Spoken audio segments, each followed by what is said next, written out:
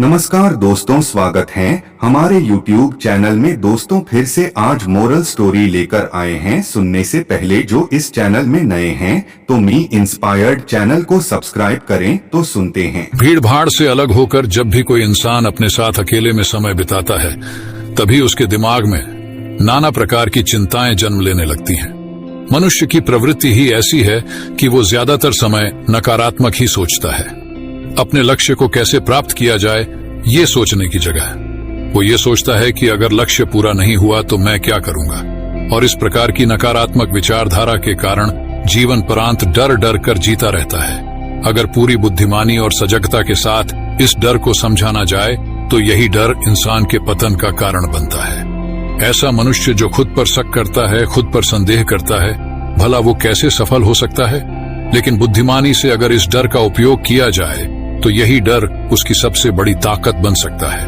काश केवल एक बार उसने खुद पर विश्वास किया होता तो उसे मालूम होता है कि उसके डर में ही उसकी ताकत का रहस्य छुपा हुआ है। ये कहकर सन्यासी चुप हो गया और चुपचाप अपने कदमों पर ध्यान लगाते हुए जंगली घास पे से आगे बढ़ने लगा। संध्या का समय था। सन्यासी और एक लकड़हारा जंगल में से होकर गांव की तरफ निकल रहे थे। सन्यासी के ये शब्द लकड़हारे को कुछ समझ में नहीं आए। वो सोच रहा था कि डर में ताकत कैसे हो सकती है। डर तो आदमी को कमजोर बनाता है। अपने मन की उत्सुकता को जब वह काबू नहीं कर सका तो उसने सन्यासी से पूछा कि महात्मा, ना आप ये क्या कह रहे हैं कि डर में ताकत होती है? डर तो आदमी को कमजोर बनाता है। उसे तो अपना डर दूर करना चाहिए। करारा अपनी बात पूरी कर पाता उससे पहले ही उसे एक शेर की दहाड़ सुनाई दी। शेर की गर्जन सुनकर लकड़हारे का रोम रोम कांप गया। उसके कान खड़े हो गए। जंगल से आती एक एक आहट उसे साफ सुनाई दे रही थी। उसके कदम वहीं पर जम गए थे, वो भी नहीं पा रहा था। उसे पता था कि थोड़ी सी हरकत उसकी जान जोखिम में डाल सकती है। उसका दिल तो तेजी के साथ धड़क रहा था, लेकिन फिर भी वो अपनी सांसों पर काबू पाने का प्रयास कर रहा था। कुछ देर बाद जब खतरा टल गया तब सन्यासी ने कहना शुरू किया। सन्यासी ने कहा कि अभी जब तुम डरे हुए थे तो तुम्हारे शरीर का रोम रोम जाग गया था। जंगल से आ रही छोटी से छोटी आहट पर भी तुम्हारा ध्यान लगा हुआ था। तो इस प्रकार अपने मन के डर के कारण तुम होश में आ पाए, तुम पूरा ध्यान लगा पाए। इससे पहले जब तक तुम्हें शेर की दहाड़ सुनाई नहीं दी थी तब तक तुम अपने विचारों में खोए हुए थे। लेकिन जैसे ही तुम्हें शेर की दहाड़ सुनाई दी वैसे ही तुम्हारे सारे विचार गायब होकर हम वर्तमान में उपस्थित हो गए थे।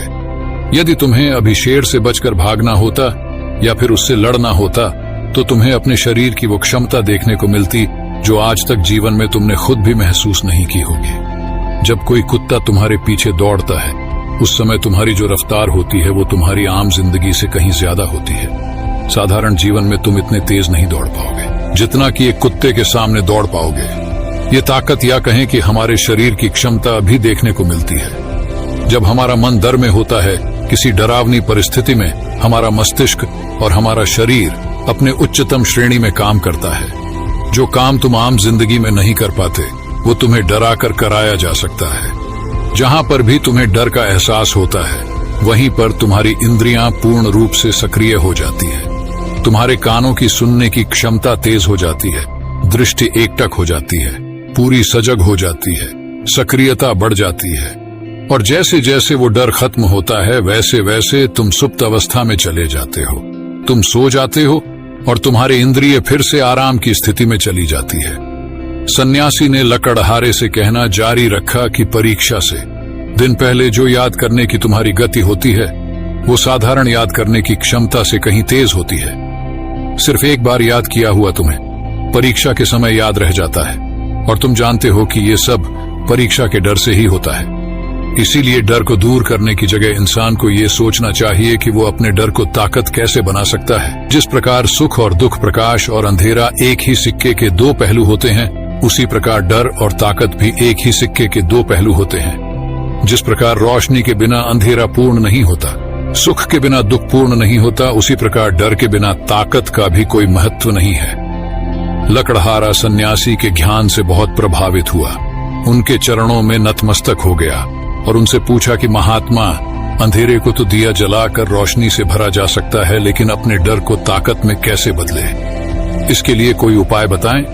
इस पर सन्यासी ने कहा कि डर दो प्रकार के होते हैं। सबसे पहला मानसिक डर और दूसरा शारीरिक डर। सन्यासी ने लकड़हारे को समझाते हुए कहना शुरू किया कि मान लो तुम्हें जंगल से होकर गुजरना है और अचानक तुम पाते हो कि तुम्हारे मन में शेर का ख्याल आ गया। अभी तक प्रत्यक्ष रूप में शेर तुम्हारे सामने नहीं आया है ना, उसकी दाढ़ सुनाई दिए, मतलब दूर दूर तक कोई अंदेशा नहीं है कि जंगल में शेर मौजूद है, लेकिन शेर का ख्याल आने से तुम्हारे मन में एक डर पनप गया। अब तुम्हारा उठने वाला एक एक कदम उसी डर से अभिभूत होगा। हर समय तुम्हारे मन में यही ख्याल चलेगा कि कहीं शेर न जाए। ये शेर वर्तमान में तुम्हारे सामने नहीं है, ये तुम्हारी बहुविषय की कल्पना है। इसी प्रकार जो मनुष्य अतीत और भविष्य की चिंताओं में डूबा रहता है वो मानसिक डर का शिकार होता चला जाता है। इसी विडंबना के कारण वो अपने जीवन में जीतने भी निर्णय लेता है। वो सारे मानसिक डर से ग्रसित होते हैं। इसीलिए ज्यादातर मनुष्य पूर्ण रूप से अपने निर्णय पर भरोसा नहीं कर पाते हैं और यही निर्णय या फिर फैसले जो आधे मन से लिए जाते हैं मनुष्य के कार्य को पूरा नहीं होने देते। लेकिन ये भी सत्य है कि मानसिक डर के कारण ही इंसान अपनी तैयारी पूरी करता है। अगर तुम्हारे मन में शेर का ख्याल नहीं आएगा तो तुम शेर से सुरक्षा के लिए कोई भी कदम नहीं उठाओगे, लेकिन अगर तुम्हें शेर का ख्याल आ गया तो तुम उससे सुरक्षा के लिए कोई ना कोई तरीका जरूर अपनाओगे। तो इसीलिए मानसिक डर बेकार नहीं होता, वो आपकी सुरक्षा को और ज्यादा मजबूत भी करता है। लेकिन समस्या तब शुरू होती है जब आप चाह कर भी कुछ नहीं कर सकते, लेकिन उसके बावजूद आप मानसिक डर झेल रहे होते हो। उदाहरण के लिए कुछ मनुष्य हमेशा ये सोचते रहते हैं कि उन्हें कोई बीमारी ना हो जाए, कहीं उनके साथ कोई दुर्घटना घट जाए, कहीं उनके साथ कोई धोखा ना कर दे। लेकिन इन सब घटनाओं पर उनका कोई जोर नहीं होता है, ये उनके हाथ में नहीं होता है।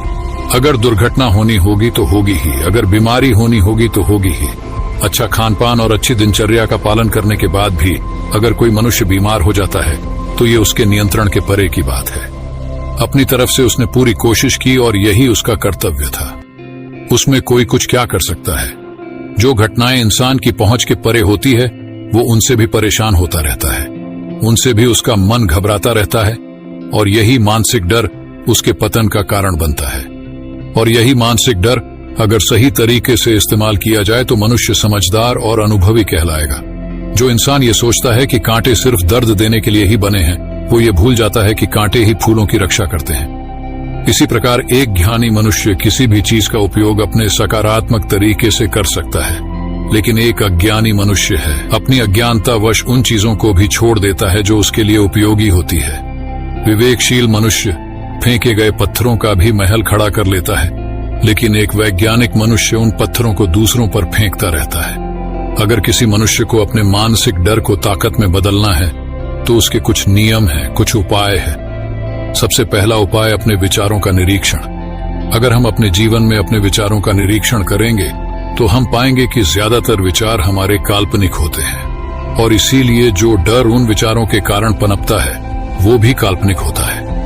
ज्यादा सोचने वाले लोगों को जब सोचने के लिए कुछ नहीं मिलता तो वो निरर्थक बातों के बारे में सोचने लगते हैं और वो बेकार के विचार उसे तो परेशान करते ही हैं, साथ के साथ उसके परिजनों को, उसके सगे संबंधियों को भी परेशान करते हैं। इसीलिए ज्यादा सोचने वाले लोगों को यह समझना चाहिए कि मन में उठ रहे तमाम विचारों में से काम के विचार कौन से हैं और बेकार के विचार कौन से हैं। जो निरर्थक विचार हो उन्हें दूर करते जाओ और जो सार्थक विचार हो उनको गहराई से सोचना शुरू करो। तभी तुम्हारी समस्याओं के, तुम्हारी उलझनों के उपाय निकलेंगे। मानसिक डर को दूर करने का दूसरा उपाय है उसका सामना करना। इसका मतलब यह नहीं है कि तुम शेर के सामने जाकर खड़े हो जाओ, बल्कि इसका मतलब यह है कि पूर्ण सुरक्षा के साथ तुम जंगल में जा रहे हो।